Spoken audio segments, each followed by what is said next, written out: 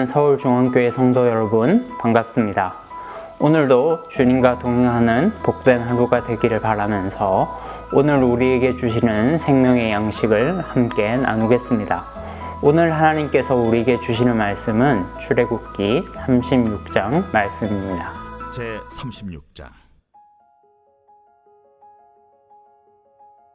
부살렐과 오홀리압과 및 마음이 지혜로운 사람 곧 여호와께서 지혜와 총명을 부으사 성소에 쓸 모든 일을 할 줄 알게 하신 자들은 모두 여호와께서 명령하신 대로 할 것이니라. 모세가 부살렐과 오홀리압과 및 마음이 지혜로운 사람 곧 그 마음에 여호와께로부터 지혜를 얻고 와서 그 일을 하려고 마음에 원하는 모든 자를 부르매 그들이 이스라엘 자손의 성소의 모든 것을 만들기 위하여 가져온 예물을 모세에게서 받으니라.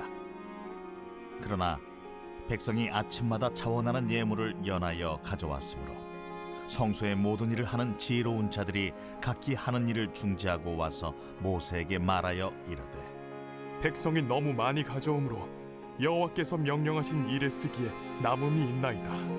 모세가 명령을 내리매 그들이 진중에 공포하여 이르되 남녀를 막론하고 성소에 드릴 예물을 다시 만들지 말라.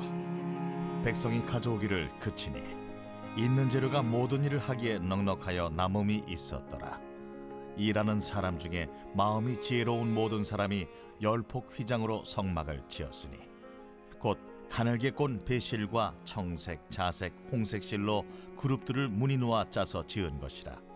매 폭의 길이는 28규빗, 너비는 4규빗으로 각 폭의 장단을 갖게 하여 그 5폭을 서로 연결하며 또 그 5폭을 서로 연결하고 연결할 끝폭가에 청색 골을 만들며 다른 연결할 끝폭가에도 골을 만들되 그 연결할 한 폭에 골이 50개를 달고 다른 연결할 한 폭의 가에도 골이 50개를 달아 그 고들이 서로 대하게 하고 금갈고리 50개를 만들어 그 갈고리로 두 휘장을 연결하여 한 막을 이루었더라.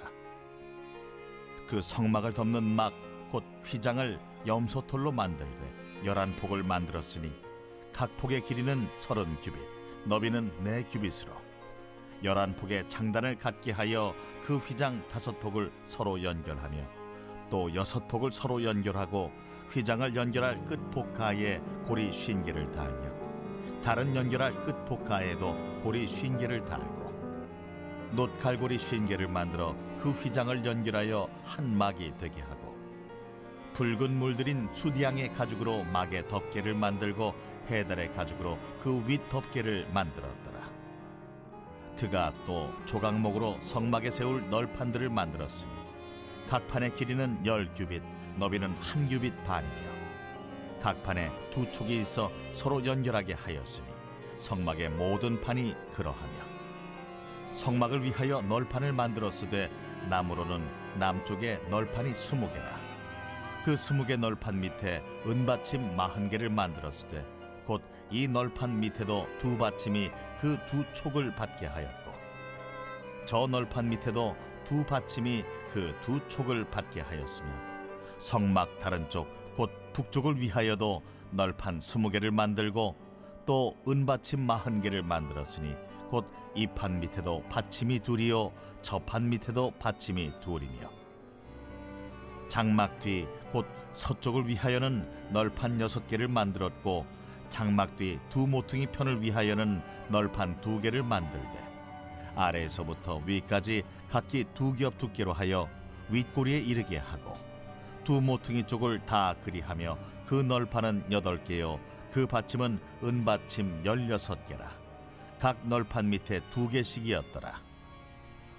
그가 또 조각목으로 띠를 만들었으니 곧 성막 이쪽 널판을 위하여 5개요 성막 저쪽 널판을 위하여 5개요 성막 뒤 곧 서쪽 널판을 위하여 5개며 그 중간 띠를 만들되 널판 중간 이 끝에서 저 끝에 미치게 하였으며 그 널판들을 금으로 싸고 그 널판에 띠를 꿰 금고리를 만들고 그 띠도 금으로 쌌더라.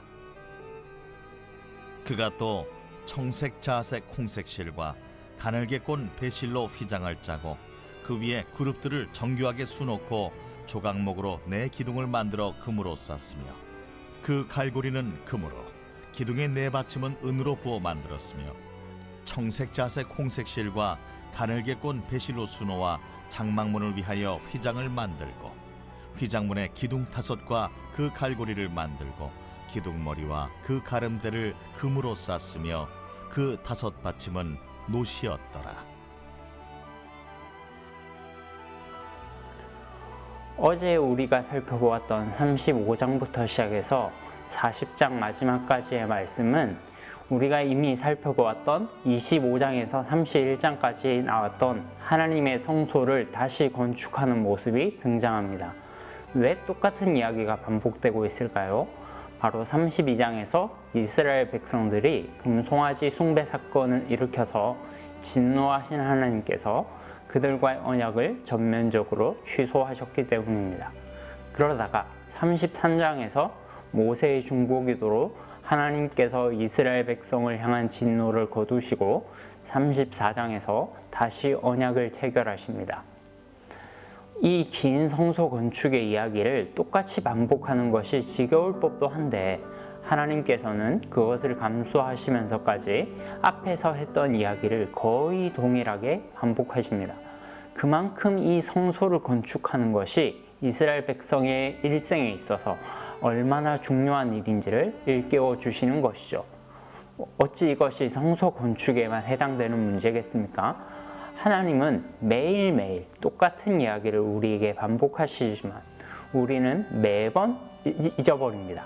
만약 하나님께서 한두 번 말해서 안 듣는다고 우리와 더 이상 상종하지 않으신다면 아마 우리 중에서 구원받을 사람이 아무도 없을 것입니다. 유명한 찬송 가사처럼 우리의 기억력은 아침에 이슬방울과 같이 금방 사라지기 때문이죠. 날마다 주께서 교훈해 주시는 말씀을 들어야 하는 것입니다. 오늘 본문은 백성들이 성소에 쓸 예물을 자원에서 드리는 1절부터 7절 그리고 성막을 건축하는 8절에서 38절 두 부분으로 나눌 수 있습니다. 먼저 1절부터 7절까지의 말씀을 살펴볼까요? 백성이 자원에서 예물을 드리는 이 내용은 35장 후반부부터 이어지는 내용입니다.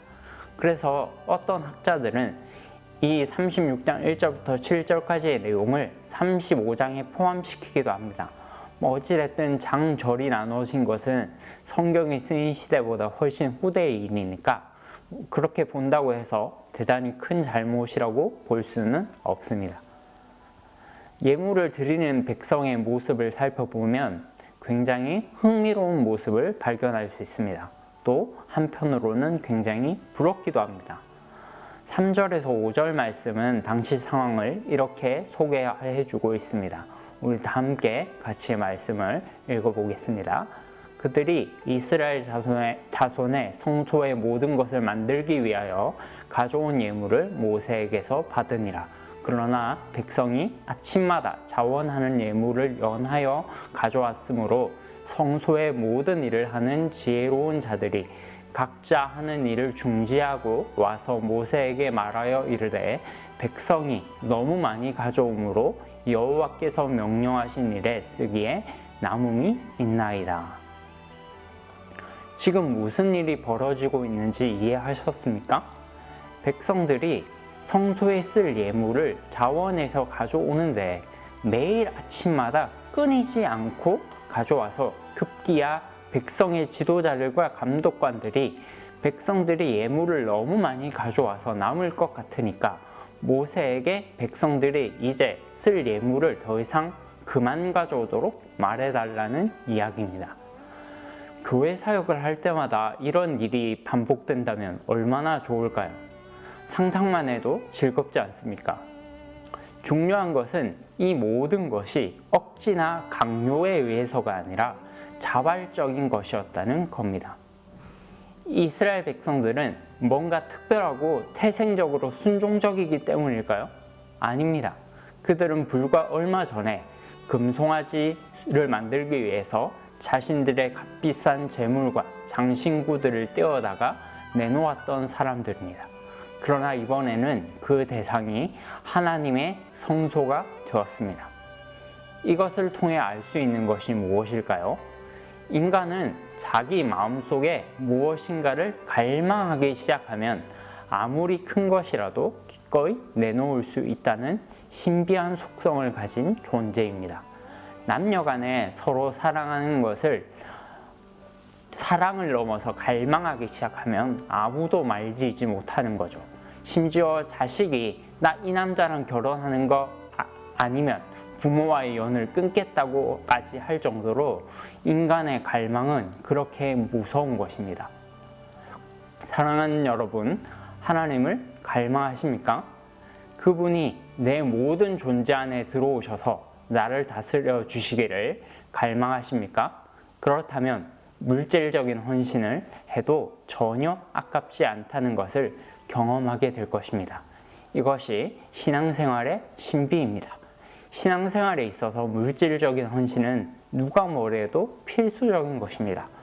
그러나 그것을 강요하거나 심지어 그것을 우리의 구원 문제와 연관시키는 것은 대단히 비성경적인 것이죠. 물질적인 헌신은 얼마든지 자발적으로 일어날 수 있다고 우리는 믿습니다.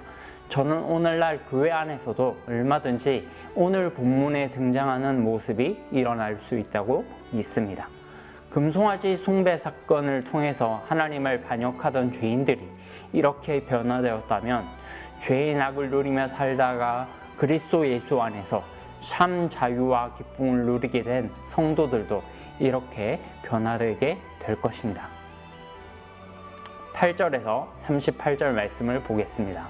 성소의 여러 기구들 중에서 성소를 덮는 성막과 휘장을 만드는 내용입니다. 25장에서는 언약궤를 제일 먼저 만들었지만 여기서는 언약궤에 앞서 성막을 먼저 만드는 것이 차이점이죠. 논리적인 순서를 따르자면 성소 안에 들어갈 언약궤보다 성막을 먼저 만드는 것이 먼저이지만 아마도 25장에서는 언약궤의 중요성을 특별히 강조하기 위해서 먼저 만들었던 것 같습니다. 청색, 자색, 홍색, 가늘게 꼰 배실로 좌우 대칭을 이루며 촘촘하고 아름답게 만들어졌습니다. 성막의 폭의 길이는 28규빗, 너비는 4규빗이었습니다. 한 규빗을 45cm라고 봤을 때 길이는 약 12m, 너비는 약 2m가 되는 정도의 크기죠. 하나님께서 임재하는 성소치고는 그렇게 웅장하지는 않는 도리어 소박한 느낌이라고 할 수 있습니다. 그리고 14절에 보게 되면 성막에 다는 휘장을 청색, 배색, 가늘게 꼰 배실이 아닌 염소털로 만듭니다. 이것은 무엇을 의미합니까? 이 성소에 들어오는 것은 짐승의 죽음이 있어야만 가능하다는 것입니다. 제사장은 짐승의 머리 위에 안수함으로써 이스라엘 백성의 죄를 전가시키는 의식을 행합니다. 그리고 그 짐승은 처참한 모습으로 피를 뿌리며 죽게 되죠. 우리의 모든 죄를 어린 양 예수 그리스도께서 가져가심으로 그 죄의 대가로 십자가에서 죽으셨습니다. 그리고 그분은 우리의 주님이 되시며 교회의 머리가 되셨습니다. 이스라엘 백성들이 성막 안에 들어갈 때 염소털로 만들어진 덮개를 보면서 이 짐승의 피로 자신들의 죄가 덮어졌다는 것을 기억해야 합니다. 마찬가지로 오늘날 우리도 교회에 나올 때 예수 그리스도의 보혈이 우리의 모든 죄를 덮으셨으므로 내가 이 자리에 있을 수 있게 되었음을 고백하는 것입니다. 사랑하는 여러분, 우리를 하나님의 은혜 가운데 살면서 주님의 몸된 교회를 위해서 아낌없이 헌신할 수 있게 하는 힘이 어디서 나옵니까? 바로 예수 그리스도의 보혈의 능력에서 나옵니다. 항상 이 정체성을 가지시고 살아가십시오. 오늘도 우리 주 예수 그리스도 안에서 기쁨과 행복이 넘쳐나시는 복된 하루가 되기를 축복합니다. 기도하겠습니다. 살아계신 하나님 아버지 은혜를 감사합니다. 우리에게 정말로 하나님의 영광을 보여주시려고 주님의 성소를 통해서 하나님께서 늘 함께 우리와 동행하고 있다는 것을 일깨워 주시고, 또 오늘날 예수 그리스도를 통해서 하나님께서 우리와 항상 함께 하시며 언제 어디로 가든지 우리를 인도하여 주신다는 것을 되새기게 하심을 감사합니다.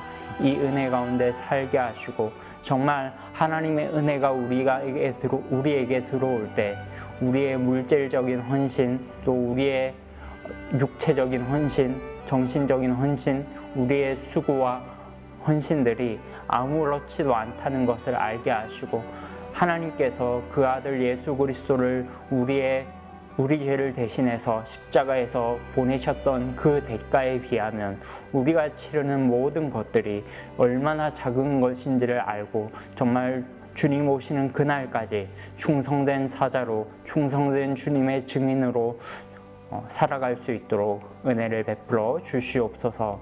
감사드리옵고 예수 그리스도의 이름으로 기도하옵나이다. 아멘.